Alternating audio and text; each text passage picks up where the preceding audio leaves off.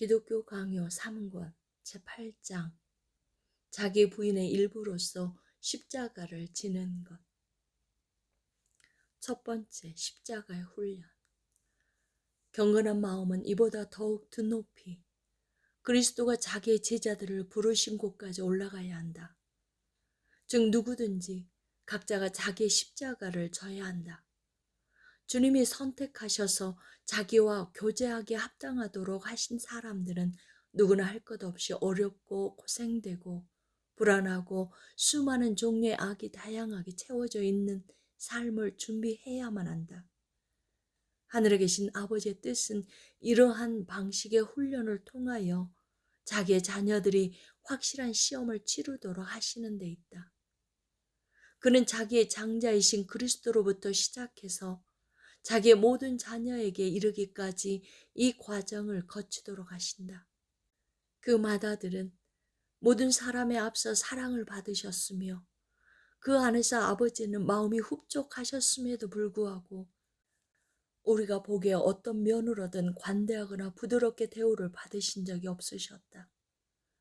실상 그는 이 땅 가운데 머물러 계시는 동안에 끊임없는 십자가의 훈련을 받으셨을 뿐만 아니라 그의 삶 전체가 다름 아닌 끊임없는 십자가의 모양을 하고 있었다. 사도는 그가 받으신 고난으로 순종함을 배워서라는 말씀으로 그 이유를 든다. 왜 우리는 우리의 머리이신 그리스도가 자기를 복종시켜야 하셨던 그 조건에서 우리 자신을 면제시키려 드는가? 특별히 그가 우리를 위하여 복종하심으로 자기 자신을 우리를 위한 인내 모범으로 제시하셨다는 점을 감안한다면 이는 어불성설이 아닌가. 사도는 하나님이 자기의 모든 자녀가 그리스도를 본받게끔 미리 작정하신 이유를 가르쳐 준다. 여기에서 우리는 적대적이고 사악하게 여겨지는 어렵고 모진 일들 가운데서도 놀라운 위로가 돌아오는 것을 발견한다. 그리스도가 모든 악의 미궁을 벗어나 하늘 영광으로 나아가셨듯이 우리도 다양한 시련을 통해 같은 방식으로 동일한 영광에 이르기까지 이끌림 받기 위해 그의 고난을 나누어 가지게 된다.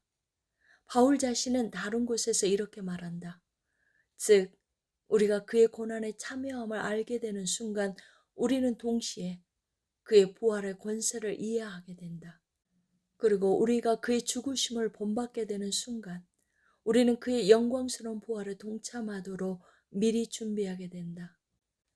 우리가 역경을 겪으면 겪을수록 우리와 그리스도의 연합체가 더욱 확고하게 확장된다면 이것은 십자가의 쓰라림을 완화하는 데 큰 유익이 되지 않겠는가? 그리스도와의 교제를 통하여 고난 그 자체는 우리에게 복이 될 뿐만 아니라 우리의 구원을 증진시키는 데에도 많은 도움을 가져온다. 두 번째, 십자가의 연단. 부연하면 우리 주님은 아버지에 대한 자기의 순종을 입증하고 확정하기 위해서가 아니라면 십자가를 지는 일을 맡으실 필요가 없었을 것이다. 이와 달리 우리에게는 계속해서 십자가 아래에서 삶을 살아가야 할 이유들이 있다. 먼저 우리는 본성상 모든 것을 우리의 육체에 돌리는 경향이 있어서 우리의 연약함이 눈으로 증명되듯 하지 않으면 쉽게 도를 지나쳐 우리의 능력을 과대평가한다. 그리고 어떤 일이 일어나든지 간에 그것은 모든 역경에 맞서 굽힘이나 무너짐 없이 불효불굴할 것이라고 믿어 의심치 않는다. 그리하여 우리는 어리석고 공허한 육체의 과신에 한껏 부풀어 올라 무례하게도 그것에 기대어 하나님 자신 속으로 들어갈 양으로 거드름을 피우고 마치 그의 은혜가 없더라도 우리에게 타고난 재능이 충분하다는 듯이 교만을 떤다.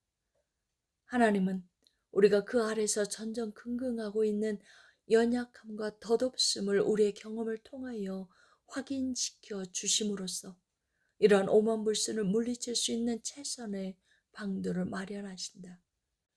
그리하여 그는 혹은 불명예, 혹은 헐벗음, 혹은 부모 여임, 혹은 질병, 혹은 다른 재난들로 우리를 고통스럽게 하신다. 우리는 이것들을 감당하기에는 아주 역부족이어서 매번 그것들에 부딪힐 때마다 결국 굴복하고 만다. 그 낮아짐 가운데에서 우리는 하나님의 능력을 강구하는 것을 배우게 되고, 이러한 고통들의 무게 아래서도 오직 그의 능력으로 견고하게 서게 되는 것이다. 그러나 심지어 각자가 가진 능력이 아니라 하나님의 은혜로 자기들이 서 있다는 것을 알고 있는 가장 거룩한 사람들조차도 하나님이 그들을 이끌어 자기에 관한 깊은 지식을 알게 하시는 십자가의 연단이 없다면 그들 자신의 강인함과 꾸준함을 지나치게 신뢰하게 될 것이다. 이런 우매함이 다윗에게도 잠입해 들어왔다.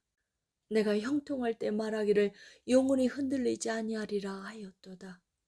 여호와여, 주의 은혜로 나를 산같이 굳게 세우셨더니 주의 얼굴을 가리심에 내가 근심하였나이다.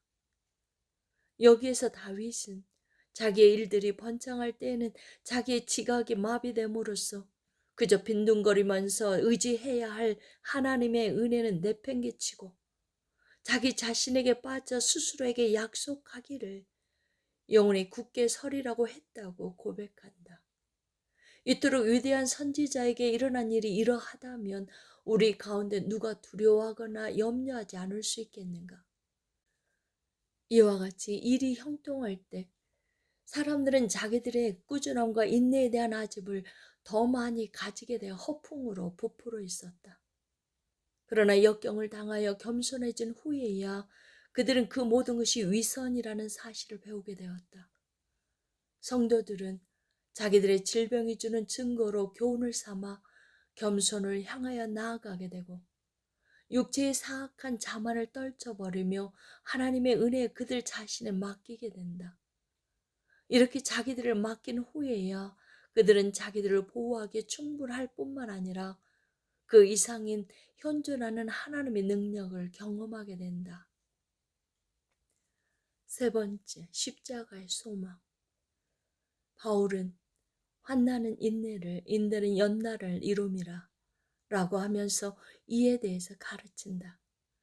성도들은 하나님의 손에 도움을 받아 도무지 자기들의 능력으로는 감당할 수 없는 것을 참고 이겨나가는 가운데 하나님의 환난 중에 성도들과 함께 계시리라고 하신 약속이 참되다는 사실을 비로소 깨닫게 된다. 하나님은 성도들에게 필요한 일이 생길 때마다 그 일에 대한 약속된 도움을 베푸시는 바, 성도들이 이를 경험하게 되는 것은 그들의 인내로 말미암는다. 성도들의 배운 망득은 그들이 하나님의 신실하심을 항구적이고 확고한 것으로서 경험했음에도 불구하고 이후로는 더 이상 그것을 기대하지 않게 될 때 극에 달한다. 성도들의 소망이 그들의 인내로서 확정되는 까닭을 이로부터 헤아릴 수 있다. 여기에서 우리는 얼마나 많은 선한 일들이 잘 짜여진 하나의 천과 같이 십자가로부터 올올이 비롯되는지를 발견하게 된다. 왜냐하면 십자가는 자기의 능력에 도취되어 허세를 부리는 우리의 거짓된 억측을 뒤집고 우리가 유의로 일삼는 위선의 가면을 벗기며 육체에 대한 위험한 과신을 산산조각 내기 때문이다.